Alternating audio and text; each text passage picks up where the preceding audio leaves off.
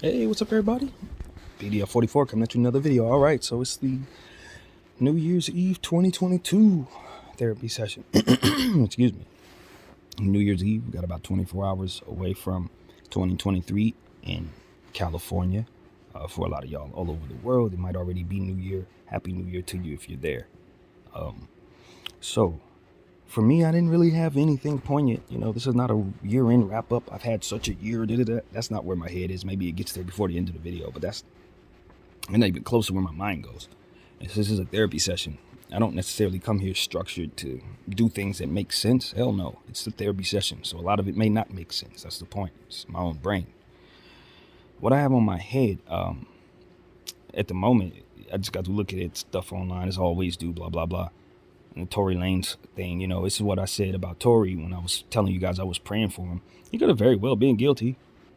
I made peace with that, months ago in regards to everybody, including myself, that I pray for.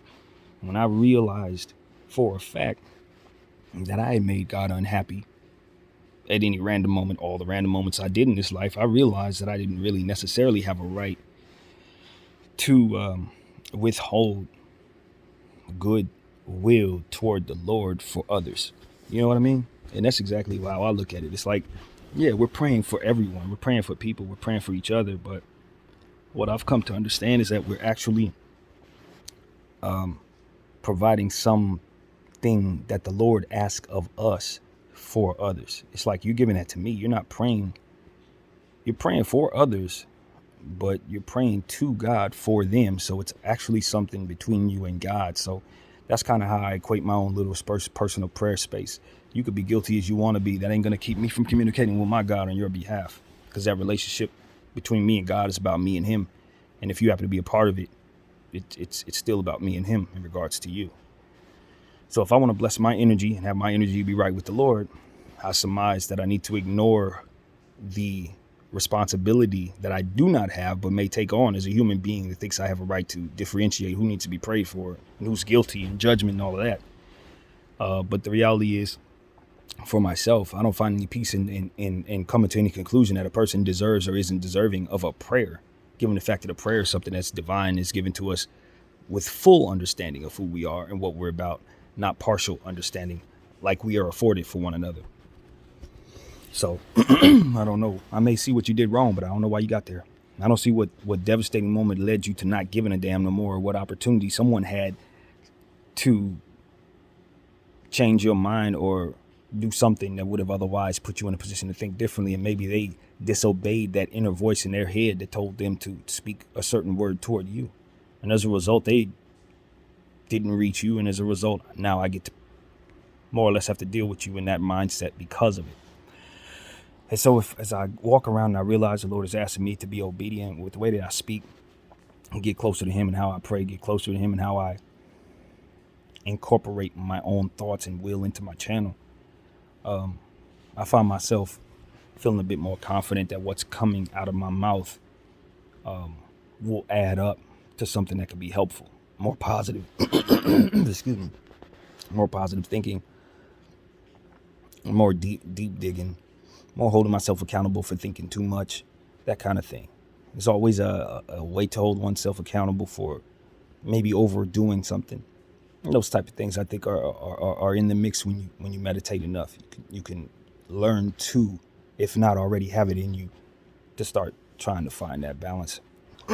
So, all that being said, babbling on, I think the Tory Lanez situation, having looked at it as it is, he's basically has a audio that's out that is stating or suggesting that he was culpable in some way to some events that took place that night. And what it was exactly was a phone call conversation, a jail phone conversation between him and Kelsey, the other party involved in the circumstance that took place that night, that had it so that Tory Lanez and Meg Thee Stallion were involved in an event that ended with Meg injured. Her foot was cut pretty bad. There's no discrepancy in any way about that. Now it's understood that a gun was fired 5 times. To my knowledge, Tory Lanez had shot it Kelsey, from what I understand, may have shot it as well, but that part isn't clear to me based on my lack of studying the case, not necessarily the lack of information out there public. But nevertheless, my little vague understanding of the situation leaves room to understand that Tory Lanez gave enough room in regards to that call to kind of end the case. So it seems to me. And so that's all there is to see there. Now, if you want to speculate about other things in regards to how the evidence has been handled, stuff like that, I have feelings, right, about how all of this looks and the timing of things and just about who told what lies that led up to this moment. But I don't think that I'm in a educated position to provide any real statement against what it is that's out there. All I can say is that, he left himself room for this when you speak like that on a jail phone. I think that's what the wide public learned, is what everybody probably should already know if you're behind that wall. Anything that's used on that phone could be used in the courtroom, allowed for everybody to listen to. Like loud, real loud, repeated. Like, what'd you just say? Let's rewind it. Yeah. So you need to understand that. Everybody needs to understand that. But it's one of those situations where it's like, man, I don't have nothing but prayers for Tory. I do believe that there are signs here for me and my little unique type of brain to see patterns of stuff that doesn't look very up and up to me, to be honest with you, about the case, and about the handling of the case, about how they found themselves in that situation, all of that. I think if I were a party in that car, any of the people in that situation, long after this case is done, when we've healed up from all of this, when all the checks have been paid, from all the time has been done, I'm going to wonder, regardless of who I am in that car, I'm going to wonder that if before I got in that car, were there things that were done that helped all of us be in this situation? Because these are the questions that are worth asking, I believe, in a lot of situations, and they're not, especially when you're involving celebrities and billions of dollars. Because one thing I know is, I'm watching the NBA and different things that we've been talking about, when you start talking about big money, and this is what I've come to understand studying the stock market and studying smaller aspects of just stuff around the way in my life, things that I'm seeing, when big money is involved, there are going to be certain entities that are not going to want to leave anything up to chance. We talked about this in regards to the Lakers. We're going to talk about this now in regards to the music industry, because it's no different. It's not about whether or not the industry itself would like to be compromised. It's that an industry of chance is intertwined with businesses that are not entities of chance. And those businesses sometimes are twice as big, 3 times as big, or even parent companies alone, meaning that we got to have a certain amount at the end of the year. So if this little business of chance is going to keep us from being able to secure certain business deals and keep certain contractual obligations based on the numbers being off, then we need to make sure that it doesn't do that. And this is what happens when you let big business into whatever your art form is. Now, other sides of business are intertwined in that money, and that money cannot be left up to chance. Even though people in this business want to allow people to bet, want to allow people to kind of, have the idea that things could lean either way, the reality is, if other aspects of business that these businesses are intertwined with don't have secured money, they have bigger problems that they have to match, that could cost them even more money, that could even cost them everything, and excluding their reputations in a lot of cases. So maybe not your entity, what you're involved in, might not need to lock up that money, but you best believe other entities that they are locked in with will need to be able to secure them funds. So it leaves room for things to be possible. I ain't saying it's inevitable that things are compromised, because people can get money from other areas. But eventually, you're going to run into them times where they can't get it from other areas. So they're going to have to compromise you. Game of chance, business of chance. You're going to be the one that gets compromised to assure that they can make sure that money goes where it needs to go, so that the rice can get paid for, so that the lights can get paid for, whatever, minerals, whatever the heck other business ventures that the companies are locked into. let's just say, for example, Jeannie Buss also owns, I'm just making up something, this is not real, but let's say she also owns windmill companies, right? She owns all the windmills in America. Well, the windmills need to be, taken care of. That situation needs to be right. That's not something that can be left up to chance. You got to have that straight. So if her Laker business is bleeding out and it's bleeding into the windmill company business, she's going to have to do something to ensure that the Laker business money is locked. Simply locked. The problem is the Laker business money is contingent on things bouncing off the rim or going in the rim. It can't. It just simply can't.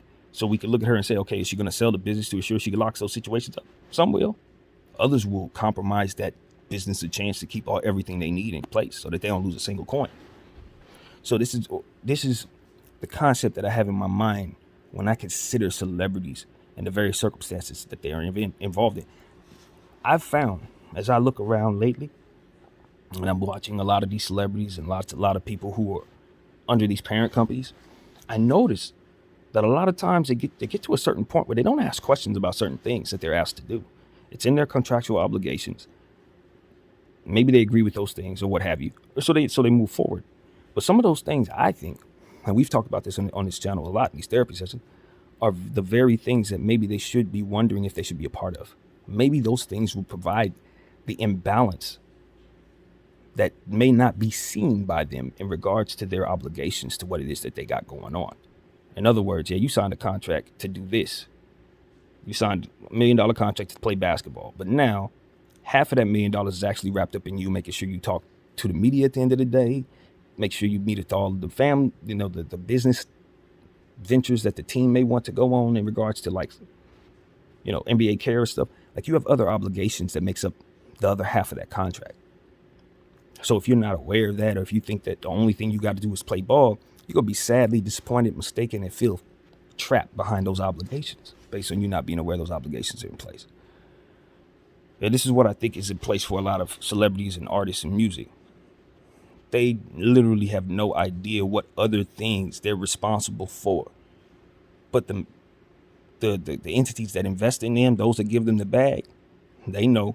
And they know they're going to run into them traps. They know they're going to be uncomfortable when they get to those spaces. They know how they're going to act when they get to those spaces. And they got a plan for that too. And so it's like, I just want everybody who finds themselves in a position to sign a contract and get the most money they ever made in their life overnight to understand that your responsibilities sometimes ain't got nothing to do with what it is you're control of. Now, by way of them having you by contract and by way of them having you, period, they got your time and your money. Now you wrapped up in whatever the hell else they want you doing. And maybe they might tell you what that is. Maybe it might benefit them to not. Maybe it might benefit them to have you moonwalking into a bad situation so they could exploit that. Maybe something goes down that looks like a happenstance, but actually it's part of securing that thing that can't necessarily be left up to chance. So yeah, we gotta rig this game. This is where you come in, celebrity. Boop, boop, bop, bop, bop, bop, bop, bop. Plus this equals what we needed to happen. So it is what it is. And I'm looking around, I'm saying, yo, ain't nobody on earth this going on, but the presence for this to be the case, it's wide open. I see it with my third eye. It's obvious to me.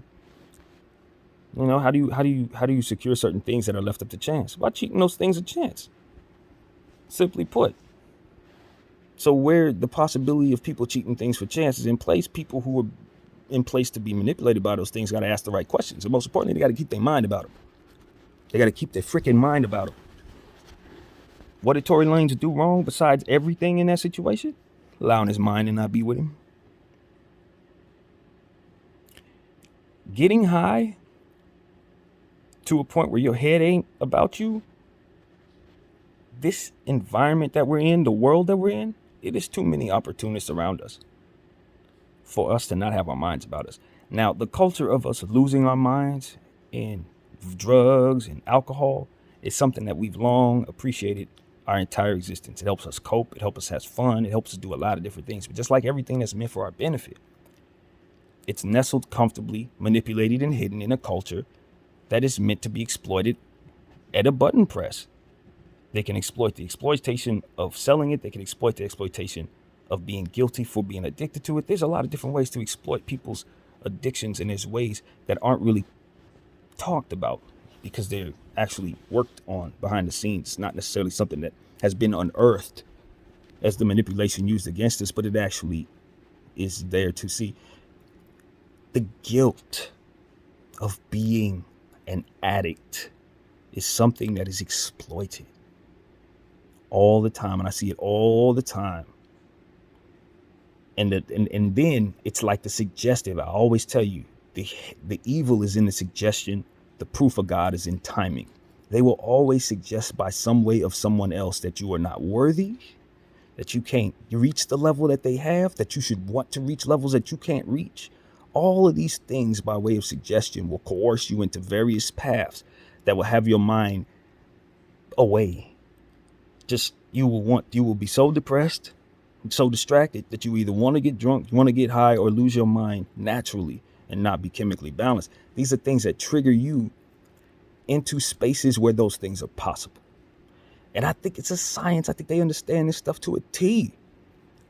The one that hurts the most for me as a black man is the conundrum between myself, my own people, black men and white and black women, and black men and black women, because the conundrum there is so foolproof. It's absolutely foolproof. And what is it? It's the notion that the black man doesn't care about the black woman.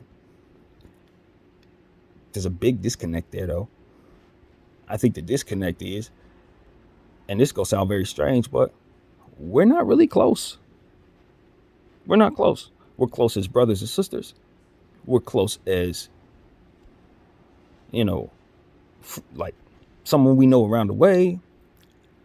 But as it pertains to the closeness that comes with generations of loving somebody and loving people and passing down for generations of having a relationship with someone in your household that you are established with as your wife. This 450 years, 500 years we've been in this country, they've effectively separated our families. Now, families, people are together. You see people, but the culture of black men and black women staying together, no, it's not in place. The culture is actually that of separation. You are told of the truth of what's going on out there. That the black man and the black woman are not in the household together, that they end up separating for whatever reasons. A lot of that is put in place, very, very scientifically, precisely put in place by way of suggestion, by way of alcohol on every corner, by way of various different things that ultimately put people in position to not stay with one another, to not go toward one another for the right reasons so that they can stay with one another, to fight through their problems, to stay sober through those problems, to promote a loyalty to one another, a desire to forego other things that we could be doing outside the relationship so that we can keep this thing together. The things that we are promoted and the environment that is often created around big clusters of our people tends to be that of a understanding that we are not together, we are separate. We could try to be together, but if you ain't got no money, she ain't gonna love you. If y'all have to live broke, y'all gonna be struggling. And so the idea is by way of music and culture to make black people who don't really have an option of whether or not they can be broke or not in a lot of cases, because obviously we know what it is, the wealth gap in the various situations, circumstances, education. You don't have a path to real wealth, the wealth that you are being shown that you should want, unless you jump into some of these arenas that'll get you thrown into jail, or jump into some of these arenas that allow you to be contractually obligated to people like that. Those are the only ways you can actually get the things that they're showing you you're supposed to want. Wealth, beautiful women, men, whatever your thing is, beautiful exotic cars that go really, really fast, destroy the emissions of the world. Like we're supposed to think that that's something small to think about. This Andrew Tate thing. I'm not going to jump too far into that. They arrested him, blah, blah, blah. He got into it with Greta Thunberg, blah, blah, blah. I don't know who's exploiting Greta's side, if at all. Someone who would say, okay, let's take the need to fix the world in regards to, the pollution of the world and all that, and let's exploit it through this young lady and try to see if we could, siphon $1 trillion off of her passion for saving the world. And that's essentially what you know, that other guy was talking about. That's what the guy was going through. It was like he was essentially going back and forth with her, Andrew Tate, on Twitter in regards to him having these cars that release the worst emissions and all this stuff, super fast cars, exotic, whatever. And a little back and forth, and he was essentially saying, you know, that's what she's doing. And she was essentially just kind of trolling him, saying, yeah, show me your cars. Let's get into a back and forth so I can tell you how much of a jerk you are for having these whips. That kind of thing. And my thing is, I can see the sweet medium between both. I can see the sweet medium. I could totally expect that Greta Thunberg has an entire fleet of evil people behind her, exploiting her belief that the world needs to be fixed of all of its real scientific problems. There's going to be an entity there who don't give a damn about them scientific problems, who are going to be naturally, opportunistically in place to exploit everything she's doing. That's just the world we're in. That's the country we're in. So that's to be expected. Anytime I see her, I just assume that somebody's exploiting her and just running what she's trying to do, which is important, the most important thing, into something that could just make a whole lot of money right now. And that money probably won't ever land where it needs to go to get her dreams fulfilled. And I hope someone has suggested that to her, because that is the world we are in. It's some evil people, and that's how things got as bad as it is. Young lady, that's exactly how it got as bad as it is. People wanted it to be that bad, regardless of what they're telling you. Some of the people who are around you acting like they really got your back, they were the same ones in cahoots with the same people that you're against. That's how the world works. Anyway, as I've come to learn that, I just expect certain things. But it don't mean that the people who are in place trying to save the world aren't going to be successful, because God is real. And I think a young lady like Greta and the people who believe in what she's doing can be successful. But we got to swim around the middleman who's in place of every damn thing that is good on this earth. He tries to settle himself in the ambition of those who are trying to do good. He settles himself right between those people and says, pay me the toll to get past this threshold. And that is exactly what we need to guard against in every walk of life possible. It's human nature. It is demonic human nature, to be exact. Look for it. So these are the type of things I know are there. It's like, all right. So Andrew Tate, the other side of his situation is, bro, she's got a point. We're literally destroying the world. We are not the last people to walk the earth. So maybe we shouldn't take this emissions thing so lightly as to say that a lady like Greta, just because she's got the possibility of some middlemen, evil guys over there trying to siphon all the money out of her efforts, does not mean that her efforts aren't necessary for us to assure that we're crossing all our T's and dotting all our I's in regards to what she's talking about. It's balance, man. It's balance. Just like there's people probably trying to exploit Andrew Tate's ability to free think and not give a damn and all that. They got to sit there with his cause and siphon $1 trillion out of him too. You know what I'm saying? And then they got to take it back to the people that are siphoning from Greta and probably put it together, because that's exactly how I think this state works. But nevertheless, we got to understand that is possible too. And keep an eye on these publications that are telling us every damn thing. Who's owning these publications? Who is owning these sites? You know, I look at the Dom is live. I look at academics. Once you reach a certain place, the government's going to take your platform and they're going to do their bidding with it. And you're going to see when certain things happen, you will see all of those two publications and a bunch of others will have the same type of disclaimers, will have the same type of stuff, will be promoting the things the same way. I'm like, yo, there's no difference between these platforms. Like, they may have been independent platforms initially, but once they reached a certain height, it's obvious to me that the government said, we got it from here. And what they need to know is that is obvious. It's obvious, bro.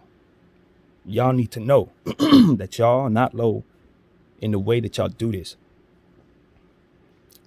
We see you, and you have a united control of a bunch of publications that have a lot of different directions that they point at. And when Kanye went gung-ho on everybody, we saw exactly who you were. And now, every time you show me anything, I'm looking at it a certain way because of it. Regardless if it's positive, negative, or tragic, I'm looking at it with a certain side eye. And as I do, I'm seeing something. I'm seeing a certain way that they are trying to suggest, by way of matter-of-fact suggestions, that certain things are. We think this way. We are this way. This person is that. Look how we make fun of this person. You should too. Look how we're happy to see this person reach their comeuppance. You should be too. Snitch, snitch, snitch, snitch, snitch. It's good, it's bad, it's both. Be confused. You see what I'm saying? It's like, nah. This is the government playing social experiments with us, in my humble opinion. They're trying to figure out one way or another how to get us to comply with all the other stuff that we, whatever, however. But it's them. You can see it. I don't know if Dom is Live started with his intentions of giving his platform to the government, or academics. They started with his intentions of giving his platform to the to the authorities, but that's exactly what has happened. That's exactly what has happened. And I'm sitting here and I'm like, this ain't entertainment. This is them trying to mold my mind and mold the minds of young people to either cooperating with their games so they can continue to get wealthy, because everybody's trying to get wealthy. Throw the bad guy in jail, that's secondary. It's like basketball and business first, basketball ass somewhere down the road. Same thing with throwing your ass in jail. Know that. Same exact thing. And so it's like, man, look, the trap is there. You could be ambitious, you could be smart, you could put puzzles together, all this. But they got control of the lever on the walls. I keep telling y'all, that's the analogy that I give you. The spikes on the walls, Indiana Jones walls closing in on you idea. This is how it goes. I don't give a damn how much ambition you got. I don't care how you're doing. This is what's happening to the walls while you're inside of there doing all that you're doing. This is what's happening to you. They're just squeezing them on you. And if you don't understand that, no matter how much do dirty you do in this world, that is exactly what's happening to your time alive on this earth. Then you understand why you need to go to God, turn your energy around, stop being all evil, stop trying to be ambitious toward hurting people and all that stuff, because eventually you're going to get squashed. You go in the ground, and then the practices that you've upheld in keeping the bullcrap going, it gets harder and harder for people to convince themselves to stand up against it, because you have effectively kept it going, helping it last so long. And it's the mystique of things lasting so long that make it seem like it can never stop. Just like some of these wars that take place in the Middle East. Them wars can stop when people start realizing that there ain't no stop to them unless you disagree. Value got lost in the process of this. You can't make up for nothing. Ain't no revenge, but yet you're waiting for another opportunity to be revengeful. There's no end to this unless you choose to end this. That's the equation. Compliance, the desire to stop without balance being found. The balance is found in the end of the suffering, and that is the point. When something is endless and it ain't nothing but destruction, the balance is found when it stops. Not when someone finds the even situation. There's nothing even. People are just doing evil for no reason after a while. That's where revenge it begets. It's just more revenge. You don't even remember why you're fighting. It's just everybody representing a side and killing each other. And so if that's not what we want, we need to start getting the middleman out the way, who all he knows how to do is coerce people into that, because that's all he's ever done. Think about it. That's all he's ever done. All they know how to do is coerce people into a final fight. That's it. Ain't nothing else come from bad energy but a big old final fight. So if that's not what y'all up for, and 9 out of 10 people are not up for that, then let's try to engage in good energy. Get the middleman out the way who wants to coerce us into whatever 100, 200-year plans he's trying to fund with our lives, blood, or whatever. And let's just start finding a way to find balance in our free thinking search. We're learning how to undo bullcrap, right? We're learning how to undo a lot of stuff. I was sitting here listening to the national anthem. There's going to be a lot of people who don't like what I have to say, but it's the truth, man. I'm not in love with the national anthem as a song. I'm not. There are other American songs that I like a lot more, that touch my soul, that inspire me more, etc., etc. But we have agreed that this song is the song to sing. Okay, fine. We've agreed. But I didn't agree. But now I'm a bad guy for not singing the song? Of course I am, because people died for, in different wars and stuff like that. But then I look at those wars and I'm like, weren't those wars coerced by people who were doing bad, reacting to people who were doing bad? And those wars were a means of solving those problems, in theory, because that's what they're supposed to be, even though they're really just money grabs 9 out of 10 times. But ain't that's what it's supposed to be? We're supposed to be stopping conflicts. And so if there's another way to stop conflicts, wouldn't it not be logical for us to try to go that route? I don't think most people believe that it's even possible, because there were a bunch of people in every situation, every nestled situation, that wanted blood more so than they wanted solutions. And that is why we never found a better way. That's exactly why. God was real all of the time. We could have walked away from those things at any time we wanted to. We just were in a position to believe the middleman that told us that it wasn't possible. He was always there too. His job was to keep the bull crap going, and he was successful because all of us couldn't seem to understand the equation was in the things that we want. The things that are in your heart, the things that matter dearest to you. Those things are often positioned in such a way to cut everybody but you. And after it cuts everybody, then it cuts you. But you're going to sit there exalted in the situation, loving how you loving your life because you're on the top, while everybody else is underneath you. But that's not everyone. That's what we need to understand. It's not just us and everyone else. Evil's in the room. God is in the room, and they're fighting. That's what we always need to remember as human beings. The equation is often us by ourselves and our ambition and the elements against it. No. The entity is God, and the enemy is his own pain. That's what I've come to understand. So when you start leaving that as an equation that's always in place, you'll find confidence to apply faith where the world will tell you, nah. You'll know the difference between good and evil, and you'll know where the world is trying to lead you in the wrong direction. You won't roll. So having my mindset and my filter set on that these days, I look at certain things a certain way.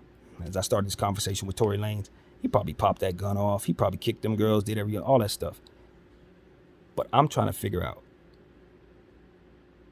okay, what kind of drugs were in their system? Who gave them those drugs that day? That's the type of question I'm asking. Okay, what type of liquor was in their system? Did you test all the glasses to assure that it wasn't nothing but liquor on those glasses and in them cups? Because I'm here to tell you, that's where you can often find the manipulation start in spaces before the incident happened. In spaces. How did Brittany Griner get that mixed up in her bag? Her vape, how did that end up in her bag? Going on a plane in a foreign country where she's a basketball player who probably has been overseas the entire time for the last couple years or so, because she ain't been in the WNBA. She's probably been overseas all this time. You trying to tell me that she put herself in a position to accidentally have some contraband in her bag this time? And this time, because of it, they were able to do all of this. They ended up getting them back, the Merchant of Death, because of her fortuitous mistake of leaving that vape in her bag. See what I'm saying? Now, if I'm somebody who doesn't think the way that I do, I'm just going to say she's an idiot. She shouldn't have did that. That's what you get. You messed up. You do that, you leave yourself in a situation. But I'm saying nobody messed up. No, somebody strategized and made it look like she messed up, was effective in doing so and got away with it. And my mind detected it. That's what happened there. That's exactly what happened there. Now, how they go about proving that over the next 50 years, they'll find a way. But that's what I think happened. He planted that thing in that girl's bag, or found a way to make it so that it was still in the bag somehow. You know what I mean? Snuck it in the bag, or said they took it out of the bag, never did, that kind of thing. That wasn't no accident. And Tory Lanez is in prison for shooting Meg in the foot. I don't feel like no accident. That don't feel like no accident. That don't feel like no accident. That's one part of this that don't sit well with me. And I know a lot of people are going to have legitimate retorts for this. Look, like good ones. There's a good retort for this, but I'm telling you that even if it is a good retort for this, it's something that doesn't feel right to my stomach in regards to this. That's what I'm telling you. In the Meg Thee Stallion, Tory Lanez situation, my understanding is this. Vague understanding, so forgive me if I'm wrong. My understanding is that Meg Thee Stallion was trying to protect everybody in the car initially after that situation took place. And in the conversation that was played, Tory was extremely apologetic about what happened and also expressed some concern for what Meg would be taking back in regards to blowback. He wasn't worried about himself on the call as it pertains to when he was asking about Meg. Was she caught up in this? But she's not like caught up in it. This was the way he was speaking to Kelsey on the phone. So in other words, he was worried less about himself at the time and more about whether or not she, the bigger star, would take blowback after he did that. She Meg Thee Stallion, in that same flurry of hours, was lying to the cops, admittedly, to protect him and everyone in the car. She said that she was worried that so they were going to lose their lives or something like that. Cops, at that era, she thought the cops would go try something. She didn't know what would be the case, so she felt like being dishonest would probably be the best course of saving everyone from the worst possible circumstances. This is what she said, basically. Paraphrasing, but somewhere within the first 2 weeks of all of this revealed to us, she did a complete 180 and went from wanting to protect Tory Lanez and everybody in the car to wanting to see Tory Lanez in jail for 20 years. And what I need to know is what the hell happened then. What happened in that week, in those little 5 days of flurry, where she was going around lying to the cops, lying to everybody to protect Tory after he had done this, and then proceeded to have a change of heart and never turn back that change of heart after all that. Now, it went from wanting to protect everybody in the car to wanting to see the man that did this in jail for 20 years for just something that she, that's not going to have her hampered to the point where he should probably be in jail for no damn 20 years. We want overkill type of punishment for a guy that after it happened, we wanted protected. And I'm not supposed to question that.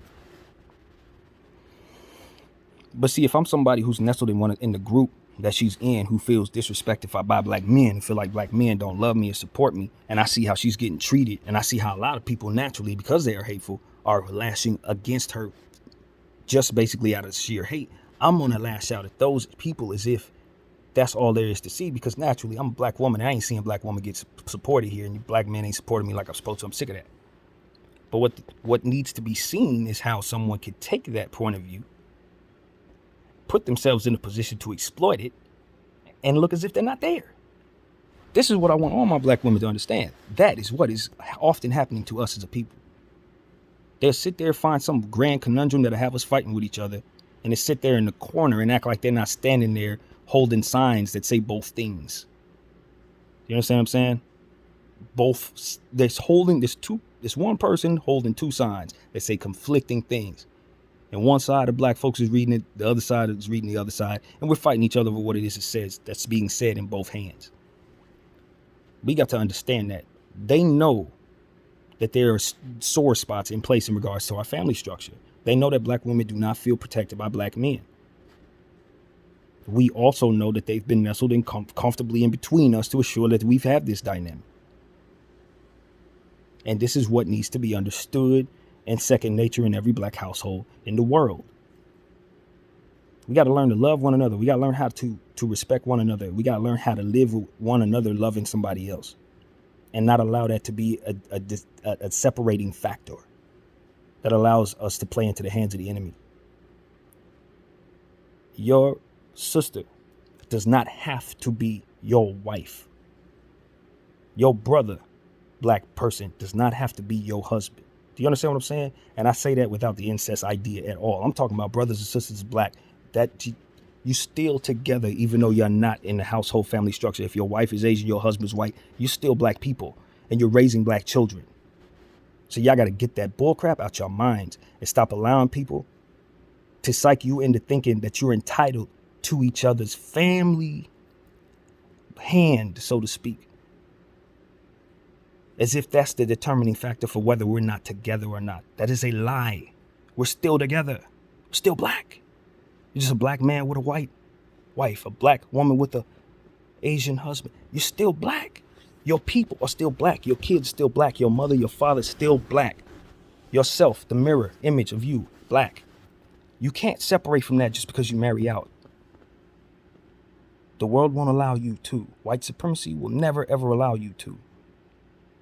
So we need to stop allowing that to be a conversation. We need to evolve past that. We need to evolve past being mad at black women for whatever our mamas did to us, or being mad at black men for breaking our hearts, or whatever the case may happen, sister. It can't be about you separating from your people because you don't find yourself in love with the person that represents your people. You are still black. My name is BDF 44. I thank you all for watching. I'm out.